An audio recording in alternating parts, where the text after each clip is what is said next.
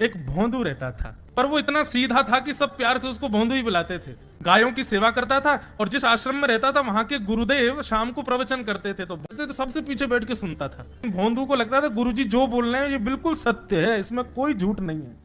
एक दिन गुरुजी प्रवचन करते हुए बोले, यमुना के पल्ली पार भांडीर वन में ठाकुर जी गैया चराने आए। भांडीर वन का नाम सुनते भोंदू कान खड़े हो गए। बोले भांडीर वन तो मैं जाता हूं गैया लेके, मुझे तो कभी मिले नहीं वहां पे। अरे मुंह में ही कमी होगी, मुंह में ही सामर्थ्य नहीं होगी उनको देखवे कि मैं ही नहीं देख पाए होंगे, वो तो आते होंगे वहां पे, मुझे ना दिखे होंगे। भोंदू ने पहली बार जिज्ञासा करी, गुरुदेव ठाकुर जी दिखते कैसे हैं?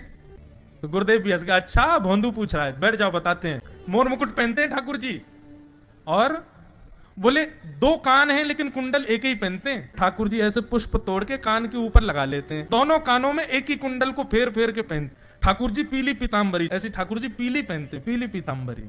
माला कैसी पहनते हैं आती है, ठाकुर जी ऐसी पहनते हैं पूरी पैरों तक जाए। ये देखो गुरु जी कह रहे हैं तो निश्चित है भंडीर वन में आते हैं ठाकुर जी। भोंदू अपनी गैया लेकर के भंडीर वन पहुंच गया। गैया चर रही थी, अब भोंदू ढूंढ रहा है, कभी वृक्ष के नीचे जाके देखे, कभी कहीं देखे, कभी ढूंढे कहीं से चंदन की सुगंधी आ जाए। गुरुजी बता रहे थे उनमें से चंदन की सुगंधी आती है, क्या पता कन्हैया यहीं कहीं हो। इतने भाव से, इतने प्रेम से और इतने भोलेपन से ढूंढने लगा ठाकुर जी को, और ठाकुर जी नहीं मिलते ना तो अपने आप को ही कोसता, मुंह में योग्यता ना होगी यही मारे ना मिल रहे, ठाकुर जी तो यही है। गुरु जी की बात गलत नहीं है, ठाकुर जी तो यही है। उसके उस सहज भाव पर, उसके उस सरल भोंदूपने पर ठाकुर जी रीझ गए। और इतने में ही भोंदू हताश निराश उदास बैठा था, खुद को कोस रहा था, मुंह में योग्यता ना है, मुंह ठाकुर जी मिलना है रहे। इतने में ही देखा सामने से असंख्य गायों का झुंड आ रहा है, और भोंदू ने जैसी उन गायों को देखा, ऐसी गाय कभी देखी नहीं, अलग गाय, सींग चमक रहे हैं, सींगों के ऊपर के भाग में सोने चांदी मढ़े हुए हैं, ऐसी ऐसी सुंदर सुंदर तंदुरुस्त गैया। तभी देख रहा है भोंदू पीतांबरी पहनी है, गले में वैजंती माला धारण की है, सिर पर पाग पहनी है, एक कान में कुंडल है, मंद मंद मुस्कुरा करके दतुइयां दिखा रहे हैं, कटाक्ष नेत्रों से कभी इधर देख रहे हैं कभी उधर देख रहे हैं, अपनी वेणु को कमर में कस करके गैयाओं के गले में गलवैयां डाल करके श्याम सुंदर भोंदू की तरफ चलते भय आ रहे हैं। ये दृश्य देखकर के हाथ पांव कांपने लगे भोंदू के। उसको लगा मेरे पास तो आएंगे ही नहीं, है वहीं से मुड़ जाएंगे, अब मैं उनके पास जाके उनको असहज नहीं करूंगा, यहीं से देख लूं, यहीं से प्रणाम कर लूं। लेकिन जैसे जैसे प्रणाम करके ऊपर देखता, ठाकुर जी और पास आ रहे हैं, और पास आ रहे हैं, और पास आ रहे हैं। जैसे ही ठाकुर जी आकर के बैठे, भोंदू के पास शब्द नहीं है, हाथ पैर कंपित हो रहे हैं, उसको सूझ ही नहीं रहा करूं क्या मैं, इनके लिए क्या बिछाऊं, कहां बैठाऊं। ठाकुर जी ने अपने आप ही भोंदू के गले में हाथ डाली, अरे तेरा नाम कहा है? जैसे ही ठाकुर जी ने नाम पूछा, भोंदू अपना ही नाम भूल गया, बोले मुझे याद ही नहीं मेरा नाम क्या है, पर प्रेम से सब लोग मुझे भोंदू बुलाते हैं। अब तो भोंदू नाम सुनते ही ठाकुर जी ताली दे दे के हंसने लगे, तेरा नाम भोंदू है? बोले हाँ मेरा नाम भोंदू है। और ठाकुर जी आपको अच्छा लगो? बोले हाँ बहुत अच्छा लगो। आपको नाम कहा है? ठाकुर जी बोले तुम वो ना जाने? बोले जानू तो ना हूं, लेकिन गुरु जी ने जैसा रूप बताया वैसो ही है आपको, तो आप कहीं नंद नंदन तो नहीं हो? ठाकुर जी बोले हाँ मैं नंद नंदन नहीं हूं, यशोदा जी को लाला, नंद जी को लाला। भोंदू बोलो जय हो भगवान, आज आपके दर्शन है गए। गुरु जी और सब बालकन को तो आप शायद रोज ही मिलते होंगे, लेकिन मैं ही अभागो, मुंह को आप आज ही मिले हो। ठाकुर जी बोले अब चल बात मत बनावे, जल्दी कछु खवा, मुंह को भूख लग रही है। भोंदू एक कपड़े में रोटी बांध के उसमें मिर्च और गुड़ रख करके लेके गया। 2 रोटी थी। भोंदू ने जैसे खोली, एक रोटी ठाकुर जी के सामने धर दी, एक अपने पास रख ली, बोले मैं भी तो खाऊंगा। ठाकुर जी ने बढ़िया रोटी ऐसे घुमाई और प्रेम से गुड़ खामे और रोटी पान लगे प्रेम से, और ठाकुर जी तो चप चप करके नेक देर में पा गए। भोंदू तो भूल ही गए मुंह खानो भी, वो ठाकुर जी को ही देख रहा है। ठाकुर जी बोले और जोर की भूख लगी, ला अपनी रोटी दे दे। भोंदू बोलो मुंह को भी भूख लगी है। बोले अच्छा चल आधी आधी खा ले, या मैं आधी तू खा ले आधी मैं खा लूं, दोनों खा लिए। कल तो नेक्स्ट से ज्यादा सी रोटी ले आइयो, भूख ज्यादा लगे, और सुन यही समय आइयो, मिलूंगा कल भी तोते। ठाकुर जी अपने मार्ग पर चले गए। भोंदू इतना प्रसन्न है, बोले आज मुझको ठाकुर जी मिल गए। गुरुदेव के प्रवचन का समय हो गया, भोंदू पीछे जाके बैठ गया, अपने गुरुदेव को प्रणाम करे, इनकी कृपा से ठाकुर जी मिले। उसने किसी को नहीं बताया, उसको लगा सबको ही मिलते हैं भगवान, मुझे ही मिले हैं बहुत दिन बाद।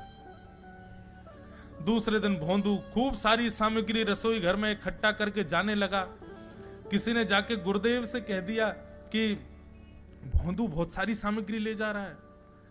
गुरुदेव ने जाके कही, भोंदू इतनी सामग्री ले जा रहे हो भैया, वो भंडारो करेगो का? नहीं गुरुजी भंडारो तो नहीं करूंगा, वो नंद नंदन नाम है, वो यशोदा नंदन मदन मोहन, वो अपनी गैया चरा के आए, कल भी आए, मेरी रोटी खा गए, मैं भूखो ही रहेगा कल। या हमारे ज्यादा सी ले जा रहा हूं, बेचारे बहुत भूखे आए कल, कि उनको पेट भर जाएगा, मैं भी पा लूंगा, या हमारे गुरुजी आज ज्यादा सामग्री ले जा रहा हूं। गुरुदेव ने मन में सोचा, ये बात कोई और कहे तो अविश्वास किया जा सकता है, लेकिन भोंदू झूठ नहीं बोलता।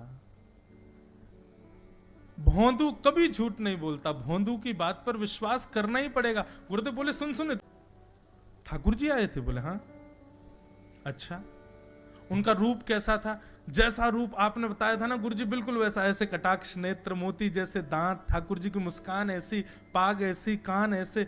गुरुदेव के तो नेत्र बंद हो गए, वे सब अनुभव करने लगे। लेकिन गुरुदेव बोले रूप कैसा भी बता दे, चरण यदि इसने बता दिए तो मैं मान जाऊंगा कि ठाकुर जी थे। अच्छा तूने चरण देखे? बोले हाँ गुरुजी मैंने चरण देखे। चरण कैसे थे? ठाकुर जी के चरण जब वो चल करके आगे बढ़ते हैं ना तो चिन्ह बन जाते हैं। कहीं ध्वजा बनी थी, कहीं शंख बना था, कहीं कुछ बना था, और उनके जो नखून है ना उनमें से ऐसा लगता है मानो जैसे कोमल का पराग हो, कमल का पराग हो। और चरणों का रंग कैसा, जैसे मानो जैसे गुरुदेव कमल होता है ना, कमल की आकृति, ऐसे ठाकुर जी के चरण। जब चरण का यथावत वर्णन भोंदू ने कर दिया, गुरुदेव समझ गए, बोले निश्चित ठाकुर जी आते। नहीं तो भोंदू कहां जाने, इतनी बुद्धि नहीं है उस पे कि वो इतना सब कुछ ढूंढ धाड़ के मुझे बताए। भोंदू एक काम करेगा? बोले हाँ। ठाकुर जी आएंगे तो तेरे सखा बन गए? बोले हाँ। तो उनको लेकर के आश्रम आ जा, यहां पे आ जा। भोंदू बोला कि इतने योग्य बालक हैं, लेकिन ठाकुर जी ने किसी से नहीं कही, मुझसे कही है। अगर मैंने ये काम नहीं किया तो मेरा जीवन व्यर्थ है। भोंदू को लगा ठाकुर जी सबसे ही मिलते हैं, गुरु जी किसी से भी कह के बुलवा लेते, मुझको काम दिया। भोंदू ने तो उसको अपने हृदय में ले लिया, अब ये काम मुझे करना है। बोले गुरु जी मैं वचन दे के जा रहा हूं, ठाकुर जी को मैं लेके आऊंगा। जा बेटा। भोंदू वन में चला गया। अब तो उसको मिलने की भी एक्साइटमेंट नहीं है और कोई उसके मन में भाव ही नहीं है, उसको ये है बस ठाकुर जी को मैं ले जाऊं। जाकर के बैठा, ठाकुर जी अपनी गैया चराते भये, ठाकुर जी आए, रूप देख करके फिर से भावुक हो गया भोंदू। ठाकुर जी आकर के बैठ गए, बोले चल जल्दी निकाल रोटी, भूख लगी है मुंह को। भोंदू सजाता जा रहा है, थाली ठाकुर जी को देता जा रहा है। बोले जय जय, एक प्रार्थना करूं? बोले करो। आप मेरे संग मेरे सखा हो ना आप? बोले हाँ तेरो सखा हूं, तो मेरी बात मानोगे? बोले कहा आप मेरे संग आश्रम चलो गुरु जी के पास। ठाकुर जी रोटी पाते जा रहे, ठाकुर जी ने अनसुनी कर दी बात। बोले जय जय कछु कहो ना, आप चलोगे ना? ठाकुर जी बोले हम तेरे सखा हैं, तेरे गुरु जी के सखा नहीं है। तू मोते मिल, तू मेरे संग खा, तू मेरे संग रहे, तू कछु कर, तो कुछ सब अधिकार है, लेकिन ये हम गुरु जी ते मिल बातें मिल ये सब हम नहीं करेंगे। हम बस तेरे सखाएं तो ये जाने और कोई ये ना जाने। ए जय जय ऐसे मत कहो ना, वे नहीं बताते तो मैं तो आपको देख ही नहीं पाता, मैं तो आपको जानता ही ना हूं। उनने ही तो मुझको बताई कि आप भांडीर बनाते हो, आपका रूप ऐसा है। उनने कृपा करके मुंह को आपसे मिलवाए हो, वही हमारी मित्रता के मूल आधार है, उनसे तो मिलवे चलो ना। ठाकुर जी बोले देख ज्यादा जिद मत करे, हमने तो उसे एक बार कह दी हम नहीं जाएंगे नहीं जाएंगे नहीं जाएंगे। ठाकुर जी रोटी पा रहे थे तो भोंदू ने हाथ से रोटी और छनाई, बोले ये भी दो, ये भी गुरु जी की है, लाओ ये मिर्च गुड़ सब दो, ये सब गुरु जी को, ये भी मत खाओ। और सुनो, यदि हमारे गुरु जी से आपको प्रेम नहीं है तो हमको आपसे प्रेम नहीं है। कल ते अपनी गैयान को लेकर कहीं और चरावे जाओ, होंगे तुम नंदन नंदन अपने गांव के, मेरे गुरु जी के पास नहीं जाओगे। और सुनो, ये मुंह में जो रोटी रखी जाओ को उगल आओ, ये भी गुरु जी की रसोई में बनी है, हमारे गुरु जी से नहीं मिलेंगे। ठाकुर जी बोले अरे भोंदू ने रुक तो, नहीं नहीं नहीं अब तो मैं सुनूंगा ही नहीं, आपने ऐसे कैसे कह दी नहीं जाएंगे, 3 बार नहीं जाएंगे नहीं जाएंगे। और ये भांडीरवन मेरो है, मैं यहां गैया चरावे आऊं, कल से अगर तुम और तुम्हारी गैया दिख गई मुंह को तो तुम्हारी गैयान को लेके मैं चलो जाऊंगा आश्रम, फिर तुम्हारी मैया बाबा तुमको मारेंगे। ठाकुर जी बोले अरे भोंदू इतना नाराज?